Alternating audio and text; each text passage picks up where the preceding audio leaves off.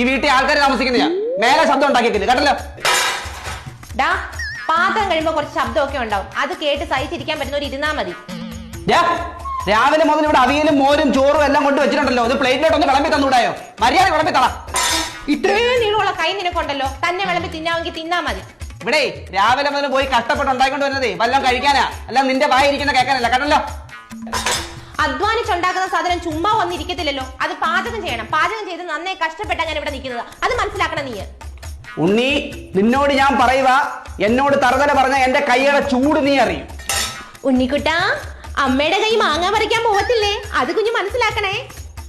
ഉണ്ണി, ഇത് നിന്റെ അച്ഛനോട് പോയി പറഞ്ഞാൽ മതി കേട്ടല്ലോ, എന്നോട് പറയണ്ട.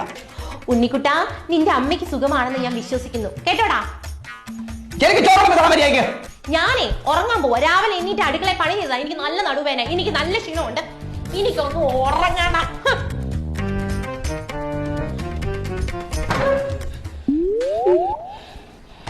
ഞാൻ കാണിച്ചു തരാം. ഏട്ടാ, എനിക്ക് വിശക്കുന്നുണ്ടോ? ദൈവമേ, ഇത് എന്ന് തുടങ്ങിയെന്നറിയോ? രണ്ടോട് എന്റെ തോളെ കയറാൻ. രണ്ടോട് തമ്മി മിണ്ടുന്നുണ്ടോ? ചത്താ മതി എനിക്ക്.